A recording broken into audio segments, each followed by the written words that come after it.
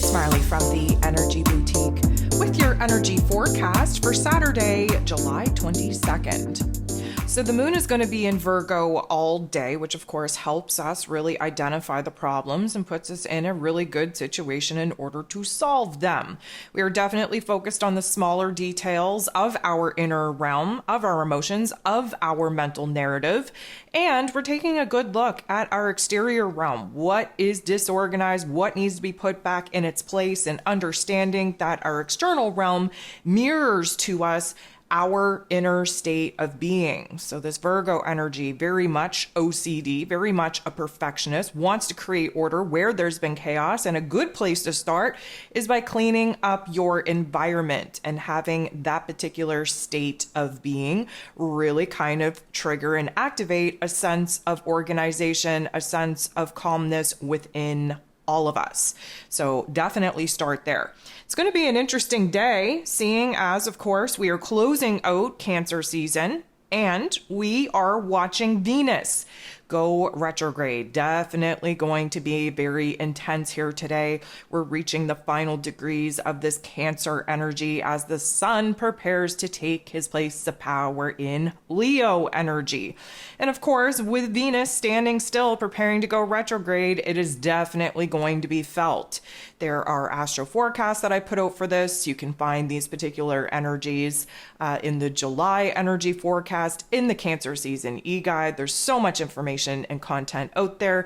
Please do not sleep on the opportunity to do a deep dive into the heart space, which of course Leo energy is all about. Semi-busy here today with 12 different aspects. 7 of them are going to involve the moon.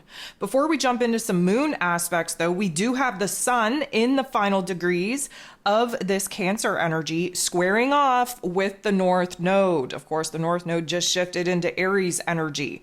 And with the sun shining a bright light in this Cancer energy, really summarizing what Cancer season has been, which is a heavy weight of emotion. We definitely had our boundaries tested. We definitely had some heart activations. We definitely had to address the inner child.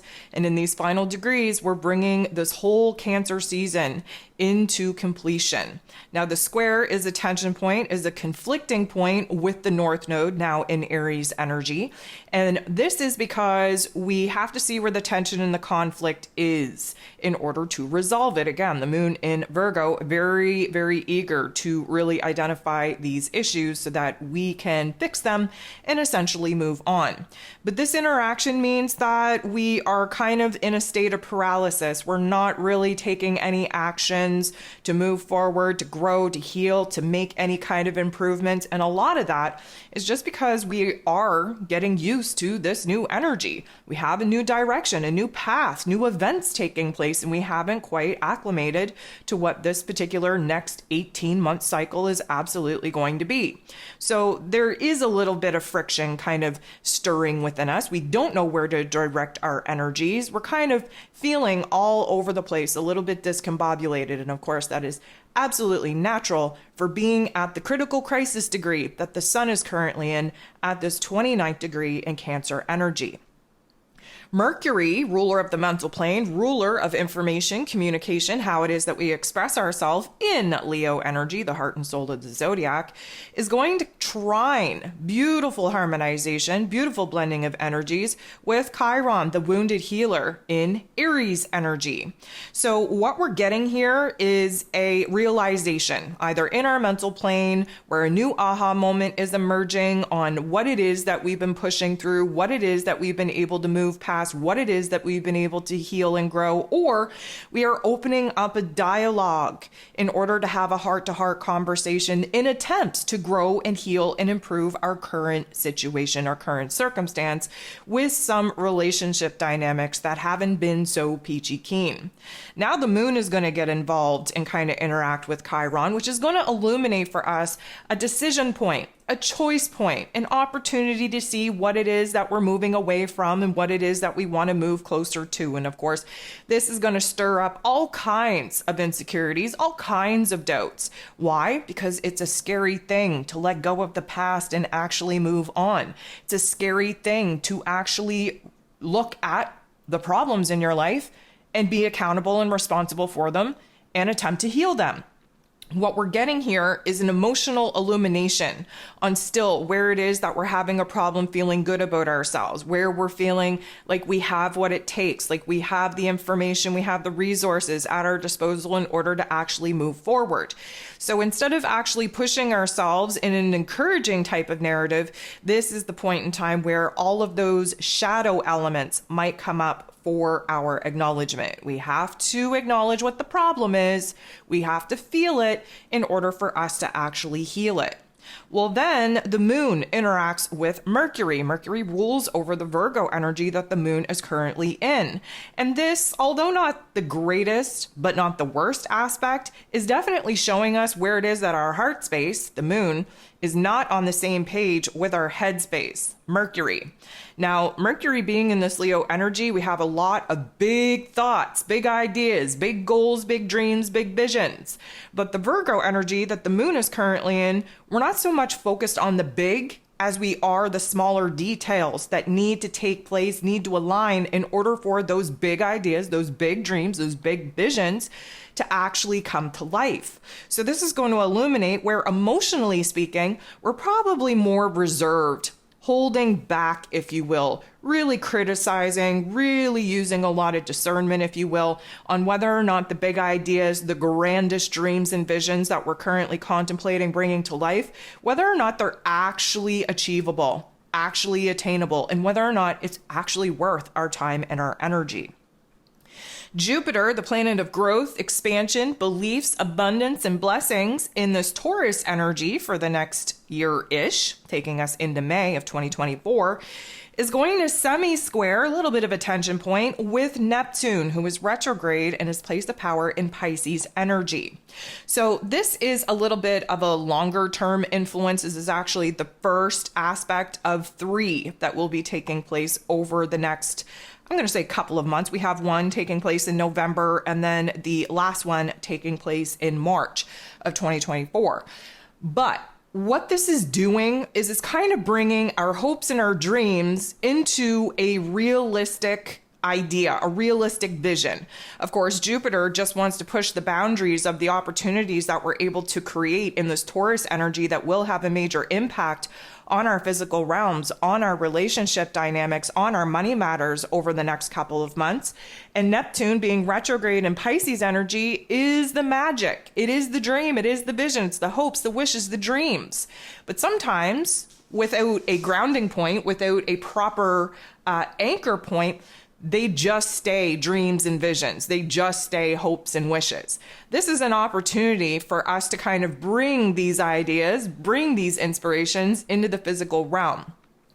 What can happen here, though, is that we get a little bit of a reality check because Jupiter likes to inflate things. He likes to exaggerate things, make things a bigger deal than they actually are. And sometimes we have an unrealistic dream, an unrealistic vision. And again, many of us set ourselves up for these great big missions and purposes in life, not understanding that setting the goalpost so freaking far away is setting us up for disappointment and disaster. It is much, much more, I'm going to say, advantageous for us to understand what the ideal goal and vision is, but to also set up small, little achievable goals so that we're actually making progress to the bigger, greater, grander vision, but that we're not waiting so long to actually feel like we are making progress, like we're being successful, if you will. So this is a time when we're really starting to kind of realize where the disconnect is, where it is that maybe we are a little bit unrealistic, where it is that maybe we are not having the proper foundation and structure in our physical realms even available to us right now to bridge the gap from where it is that we're at to where it is that we desire to be. So over the next, I'm going to say, 3 interactions with Jupiter and Neptune. Of course, both of them will be moving in degrees, and Neptune, who is currently retrograde, won't be retrograde for the following 2. Jupiter, who is currently direct right now, won't be direct for the following 2 aspects. But needless to say, this is a refinement time of being able to take those big dreams and hopes and wishes and visions for the future and actually work on making them achievable, making them obtainable, making them actually come into physical fruition.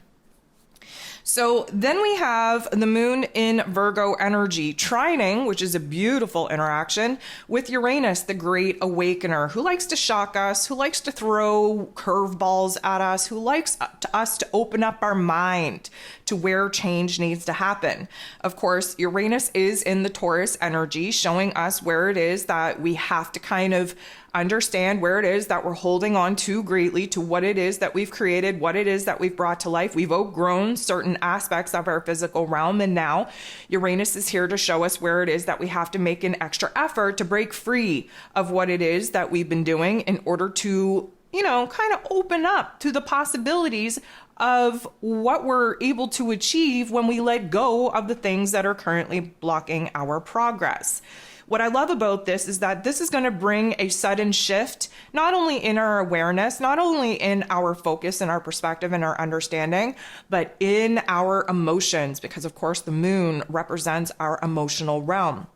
We're definitely understanding what it is that we have to reorganize, restructure in our physical realms, where our routines, relationships, money matters are concerned. And this aha moment, this epiphany, is definitely going to inspire us to kind of let go from some of the things that we've been holding on to in order to see what it is that we can explore, what it is that we can push the boundaries of as far as the possibilities of the future go. The moon is going to interact with the North Node. So this is going to be a positive interaction for us. That's great. But what we're doing is we are kind of, I'm going to say, standing in a state of voluntary paralysis in order for us to construct the proper plan and strategy on how it is that we're going to move forward. Of course, the North Node now in Aries energy, we just want to push, we just want to shove, we just want to make progress, we want to make moves. Well, the Virgo energy needs us to have some patience. We have to have a well-formulated plan before we're going to go ahead and take any kind of action and exert any kind of energy. But what we're doing here, because this is a positive interaction, we are starting to piece things together. We are starting to see where the potential for movement, the potential for progress is kind of, in our face. We see the beginning steps. We see the beginning stages.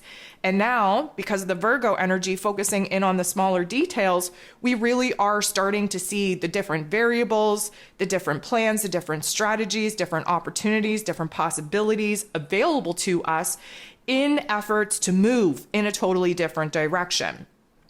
The moon will then oppose and sit across from Neptune, who of course is a retrograde in the Pisces energy. Virgo energy, Pisces energy, they sit across from each other in the zodiac wheel, and they are representative of the healing axis. The Virgo energy focuses in on the physical realm, the physical body, the health and wellness of our physical selves and our mental health, while the Piscean energy focuses in on the emotional, spiritual part of ourselves.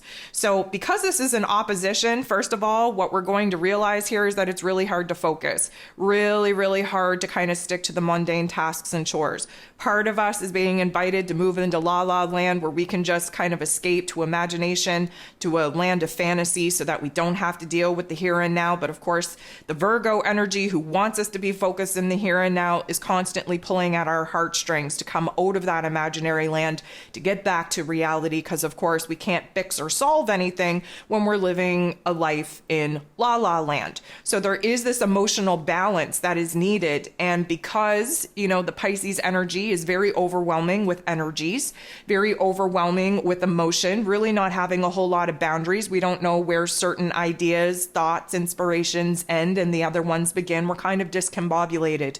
We're all over the place. But what we are going to realize is that there is an immediate need to not only address the health and wellness concerns of our physical body and our mental health, but that we have to balance it out with the emotional and spiritual realm as well. And of course, this would be a great time to really adopt a brand new practice so that we can have the best of both worlds and keep our power in check as well. The moon is then going to interact with Jupiter, and Jupiter, of course, is going to magnify whatever state we're in, whatever we're currently thinking and feeling. What I like about this is that we are in our inner realm. So again, let me be very clear. There's not a whole lot of action in our physical realms right now, in our external realms. all of the change is really kind of percolating in our inner realm, and for good reason. What we're currently experiencing is a huge amount of growth in our inner realm. We're starting to make sense of some things. We're starting to understand why we had to go through challenges and obstacles and those sticky parts of our experiences. We're starting to understand where it is that our mental plane has been focused on a narrative, on a storyline, on a topic and theme that is essentially inviting those particular vibrations and frequencies into our realm of existence. And so when we flip the script of our inner narrative, we have the ability to see where it is that, as a domino effect, we're changing the energies that we experience on a daily. So Jupiter, who is very optimistic, very confident, very much the cheerleader of the zodiac, we are definitely starting to see where the great big grand plans need to be broken down into small manageable pieces. Again, there's this whole kind of concept where we set too big of dreams, too big of goals, and then the goalpost is so freaking far away from us that we don't even see it most of the time. And we don't seem to understand that we are only able to bring that great big vision and dream to life if we have the proper little tiny puzzle pieces put in order, snapping together in order to reveal that great grand vision. So this is an opportunity for us to kind of, see the great grand vision, and then, break it down into smaller pieces so that we can actually achieve something and celebrate our success and our progress along the way. 9:30 p.m. Eastern Standard Time, this is when Venus is going to go retrograde. So again, there's an astro forecast about this. If you really want to do a deep dive on the shadow work that we're all about to dive into, I would recommend that you jump over, sign up to my Patreon. I just did an hour plus astro class on Venus's retrograde, on the phases that she goes through, on how that affects us, on, kind of what we're supposed to be exploring over the next couple of weeks, with Venus being retrograde in the heart and soul of the zodiac in this Leo energy.